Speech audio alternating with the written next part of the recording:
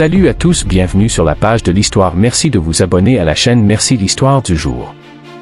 Dans une grande villa d'Abidjan, vit une femme riche nommée Madame Kwasi, respectée, crainte, mais aussi cruellement solitaire. Elle a tout, sauf une famille. Il y a 20 ans, elle a abandonné un bébé après une grossesse honteuse, fruit d'un amour interdit avec un homme pauvre du village. Ce secret la hante, même si elle n'en parle jamais. À l'autre bout du pays, une jeune fille nommée Aneya, orpheline, lutte pour survivre.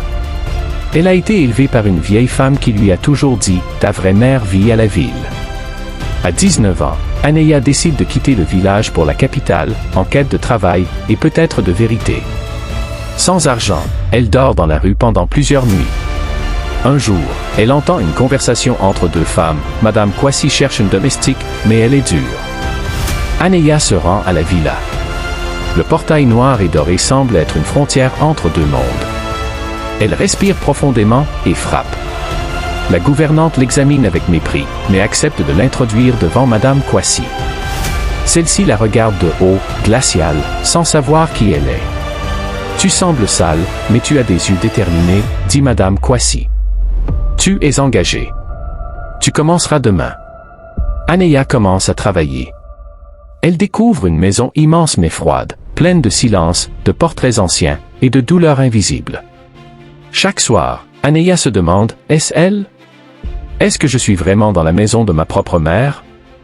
Madame Kwasi, de son côté, commence à remarquer quelque chose d'étrange. Cette fille, ses yeux lui rappellent quelqu'un. Une nuit, Aneya trouve une vieille photo dans un tiroir. Une jeune femme enceinte, en boubou. Elle reconnaît un collier identique à celui que sa nourrice avait. Elle vole discrètement le collier, espérant l'analyser plus tard. Elle sent que ce collier contient la clé de son passé. Madame Kwasi interroge ses souvenirs. Cette fille a un air. Pourquoi suis-je troublée? Un jour, Aneya fait tomber un vase. Par peur, elle s'attend à être frappée. Mais Madame Kwasi la regarde fixement. Tu pleures comme elle. Aneya commence à fouiller dans la bibliothèque. Elle découvre un vieux cahier, un journal intime, celui de Madame Kwasi. Aneya commence à fouiller dans la bibliothèque. Elle découvre un vieux cahier, un journal intime, celui de Madame Kwasi. Dans ces pages, elle lit les mots « J'ai abandonné ma fille ».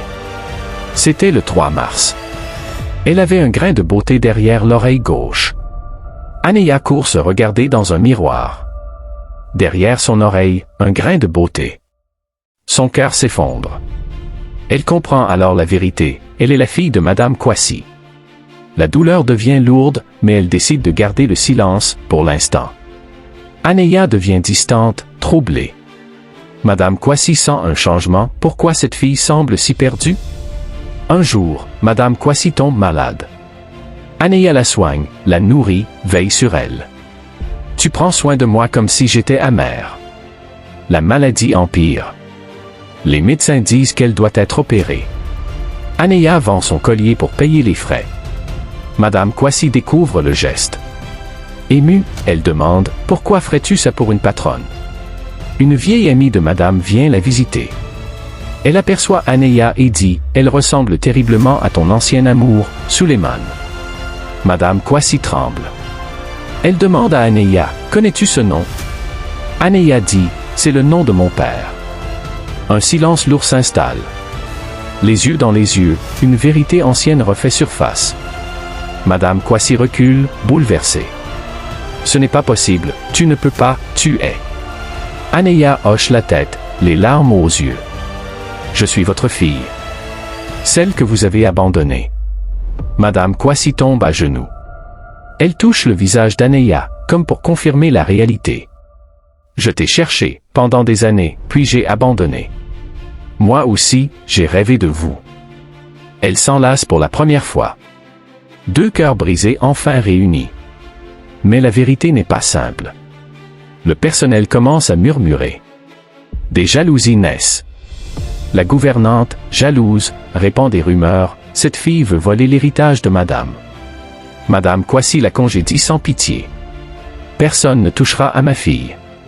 Aneya découvre un autre secret, elle a un demi-frère, né après elle, que Madame a aussi perdu. Ensemble, elles décident de chercher ce frère. Un nouveau voyage commence. Au village, elles retrouvent un vieil homme qui dit « Oui, un garçon vous ressemble. » Il vit à Boaké. À Boaké, elles trouvent un homme nommé Karim, même grain de beauté, même regard. Les tests ADN confirment, c'est bien le fil perdu. Réunis, les trois commencent à reconstruire une famille brisée. Madame Kwasi change. Elle devient plus douce, plus humble. Elle vend certaines de ses possessions pour aider les jeunes filles du village. Aneya devient une femme forte, inspirante. Elle ouvre un centre pour orphelins et jeunes domestiques. Karim devient enseignant, militant pour les droits des enfants abandonnés. Madame Kwasi avoue publiquement son passé lors d'une conférence « J'ai abandonné mes enfants. Mais j'ai retrouvé la lumière. » Aneya écrit un livre sur son histoire, qui devient un succès en Afrique francophone. Aneya regarde sa mère un soir, et dit « Je suis venu comme domestique, et je repars comme ta fille. » Madame Kwasi, la voix tremblante, répond « Tu n'es jamais partie, ma fille. Tu es revenue à la maison. » Malgré leur retrouvailles, la douleur du passé hante encore Aneya. Elle n'arrive pas à appeler Madame Kwasi « maman ». Karim, le frère retrouvé, commence à se méfier de l'amour soudain de leur mère. Pourquoi maintenant, demande-t-il à Aneya. Madame Kwasi organise une grande fête pour présenter ses enfants au monde. Mais certains invités murmurent, une domestique devenue fille? Aneya entend ces mots et se sent humiliée. Elle quitte la fête en larmes, se réfugiant dans la chambre de son enfance abandonnée. Karim confronte leur mère, tu nous as rejetés. Tu ne peux pas nous imposer ton amour sans réparer. Mais un ancien associé de Madame, jaloux, tente de manipuler la situation pour voler son héritage. Il s'appelle Monsieur Battier. Battier engage un faux journaliste pour inventer des rumeurs. Aneya aurait manipulé Madame Kwasi pour obtenir sa fortune. L'affaire éclate dans les journaux. Aneya est blessée. Les médias la traitent de manipulatrice. Karim doute à son tour. Et si tu t'étais vraiment rapproché d'elle pour l'argent, demande-t-il, ce qui brise Aneya. Aneya quitte la maison. Elle retourne au village de sa nourrice, espérant retrouver la paix. Madame Kwasi tombe de nouveau malade. Cette fois, elle est hospitalisée d'urgence. Elle demande « Où est ma fille ?» Karim, rongé par la culpabilité, part chercher Aneya. Il la retrouve en train de soigner des enfants pauvres dans une petite case. « Pardon, Aneya. Tu es la seule à ne jamais avoir demandé quelque chose. Tu voulais juste qu'on t'aime. » Aneya revient à Abidjan et retrouve sa mère affaiblie. Elle lui prend la main. « Je suis là, maman. » Dans un souffle, Madame Kwasi lui remet un vieux carnet. « Ceci est ma vie. Tu y trouveras tout, même ce que je n'ai jamais pu te dire. » Dans le carnet, Aneya découvre une lettre écrite il y a 20 ans, jamais envoyée. Une lettre de pardon adressée à elle-même. La justice condamne M. Battier pour diffamation. Aneya est réhabilitée publiquement. Aneya, Karim et leur mère décident d'ouvrir ensemble un centre de réinsertion pour jeunes filles domestiques abandonnées. Un soir, devant une salle pleine d'enfants recueillis, Aneya dit « Je suis née 2 fois. La première fois, on m'a laissé. La seconde fois, on m'a reconnu. Abonnez-vous maintenant, cliquez sur le bouton « J'aime » et dites-nous en commentaire de quelle ville vous regardez cette vidéo. Ça nous aide énormément à faire connaître ces récits puissants, et peut-être, à en changer d'autres.